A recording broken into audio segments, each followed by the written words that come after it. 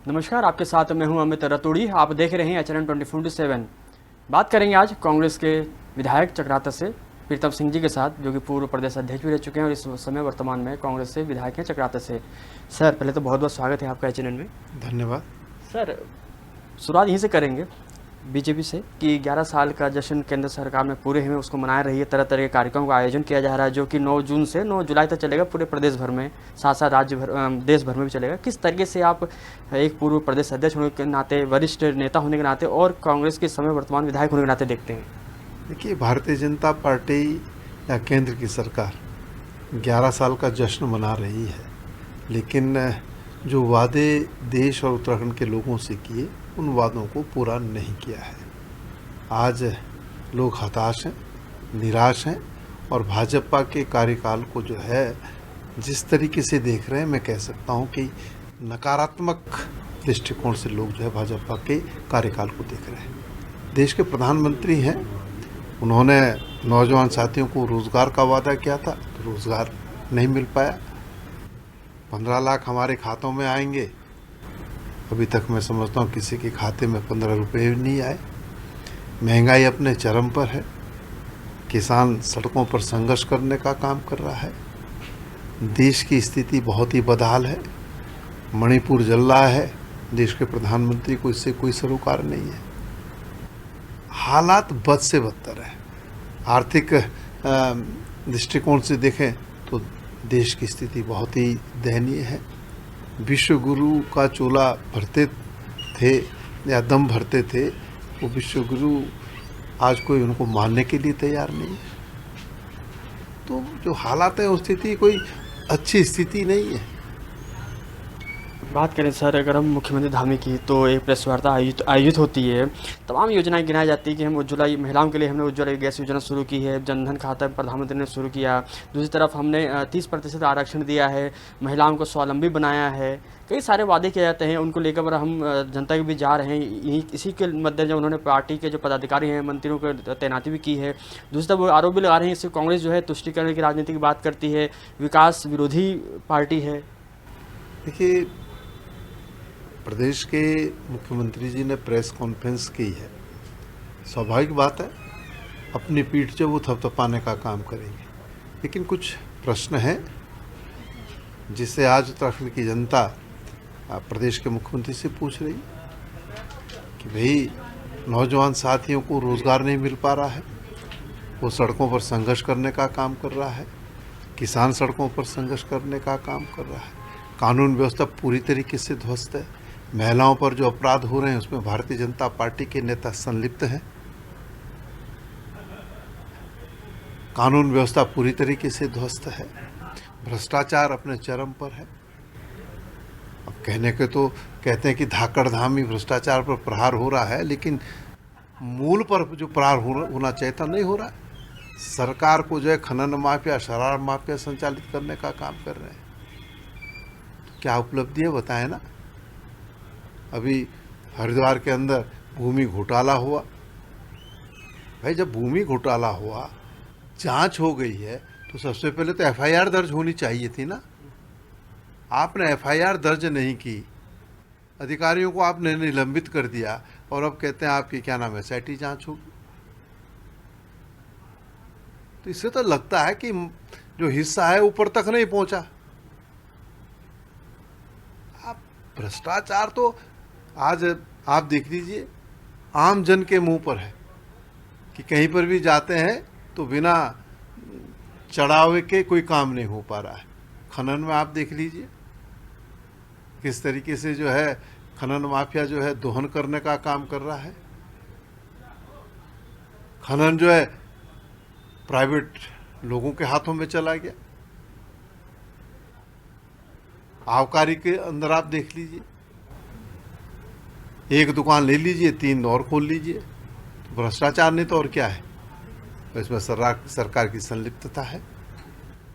एक मंत्री के खिलाफ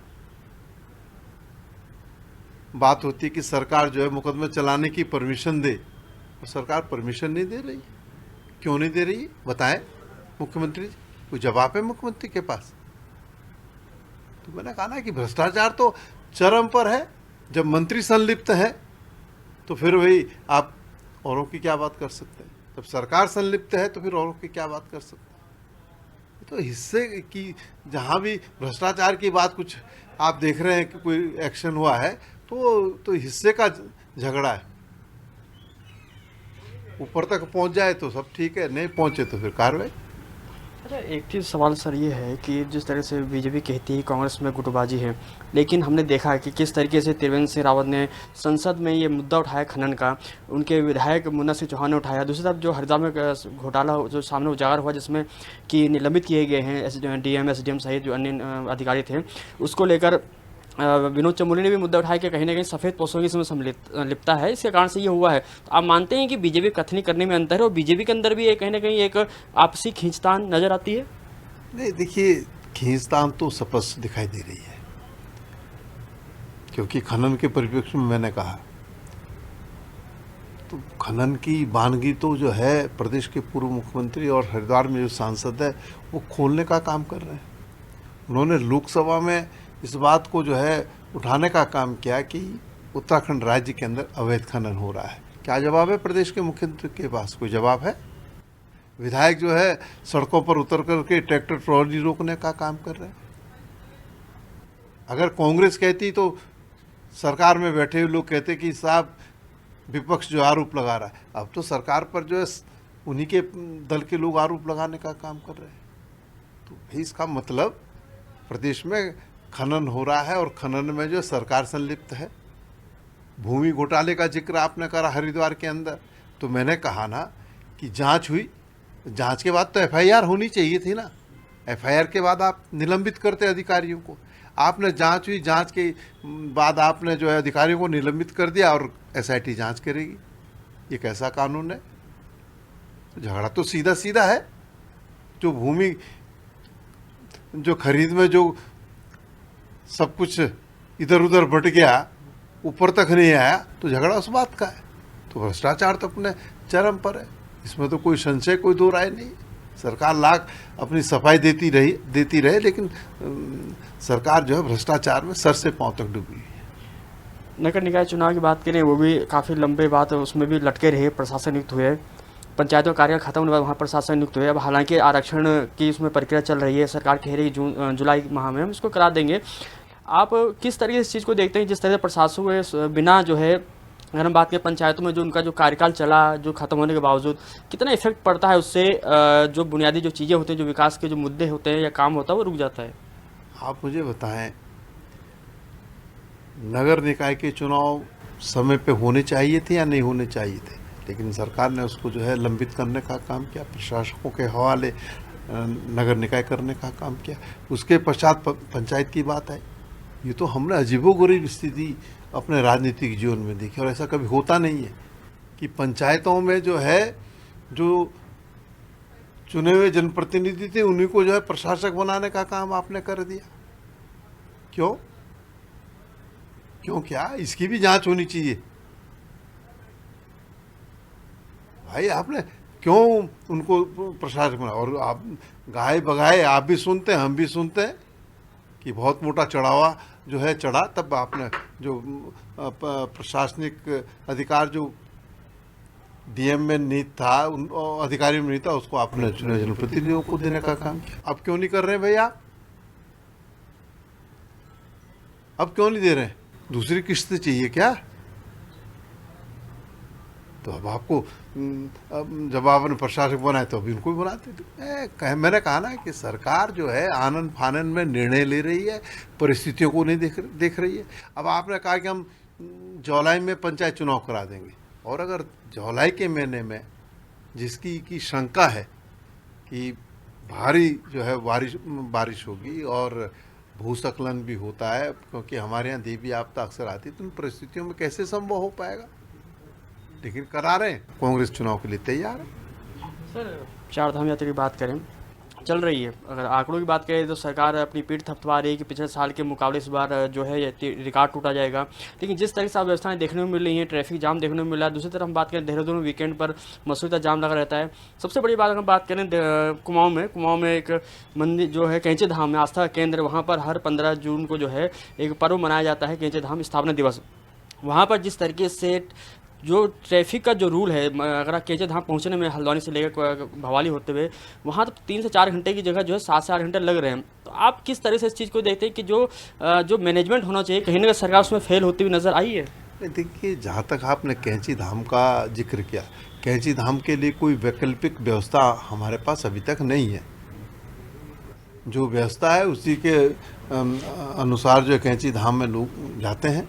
लेकिन जब वहाँ पर कोई उत्सव होता है, कोई पर्व होता है, तो स्वाभाविक बात है कि वहाँ पर लंबा जाम लग जाता है। चारधाम यात्रा में भी कोई व्यवस्था देखने को नहीं मिल रही है। और हमारे तो बहुत सारे लोग परिचित हैं, मैंने उनसे पूछा जो व्यवसाय से जुड़े हैं कि चारधाम यात्रा कैसे चल रही है, तो वो कह रहे हैं कि चारधाम यात्रा की तो कोई व्यवस्था ही नहीं है। सारे रास्ते में जो व्यवसाय से जुड़े लोग हैं वो परेशान हैं, यात्री रुक नहीं रहा है। यात्री जो है, जो प्राइवेट वाहन है या जो बस को लेकर के जा रहे हैं, 2-2 ड्राइवर ले जा रहे हैं ताकि जाएं और वापस आ जाएं, कहीं रुकना ना पड़े। ये हालत, ये स्थिति है। आखिरी सवाल सर, आप ही के पार्टी से संबंधित है कि मयूख मेहर जो हैं वो अलग बयान देते हैं, हरक सिंह रावत जी अलग बयान देते हैं कि 2-2 सीटों से चुनाव हार गया हरीश रावत। दूसरी तरफ हरीश धामी की हम बात करें तो वो कहते हैं कि लंगड़े घोड़े जो है, इस तरीके से कई सारे जो बयान है आपको पार्टी की तरफ से बड़े जो नेता हैं वो दे रहे हैं। तो इसका आपकी पार्टी में क्या इफेक्ट पड़ेगा? कहीं लगता है कि इसका खामियाजा आने वाले समय में चुनाव में भुगतना पड़ेगा? देखिए, तमाम साथी हमारे बहुत वरिष्ठतम साथी हैं और उन्होंने बयान दिया है। कांग्रेस में आंतरिक लोकतंत्र है, हम अपनी बात कहते हैं। लेकिन किसी ने भी जो है ऐसी बात नहीं कही है जिससे आप ये कह सके कि कांग्रेस को जो है 2027 के चुनाव में कुछ क्षति होगी। हर आदमी ने जो है कांग्रेस को मजबूत करने की बात की है। महेंद्र भट्ट कह रहे हैं कि जो लंगड़े घोड़े हैं, कुछ और लंगड़े घोड़े हैं कांग्रेस में, जो कि जिनके लिए रास्ते खुले हैं बीजेपी में आने के लिए। अरे महेंद्र भट्ट क्या कह रहे हैं, बेचारे उनको कहने दीजिए। जी धन्यवाद। तो ये थे हमारे साथ चक्राता से विधायक और पूर्व बात करें हम प्रदेश अध्यक्ष प्रीतम सिंह जी का साफ तौर पे कहना है कि बीजेपी की जो केंद्र में जो 11 साल का जश्न मना रही, कहीं ना कहीं ये पूरी तरीके से फेल रही है उनकी सरकार इन 11 साल के दौरान। दूसरी तरफ धामी सरकार पर एक प्रहार बोलते हुए कहा है कि धामी सरकार के द्वारा जिस तरीके से काम होने चाहिए थे पिछले सालों के अंतर्गत वो काम नहीं हुए हैं। देहरादून से वीडियो जर्नलिस्ट अर्जुन बिस्ट के साथ अमित रतूड़ी, HN24/7।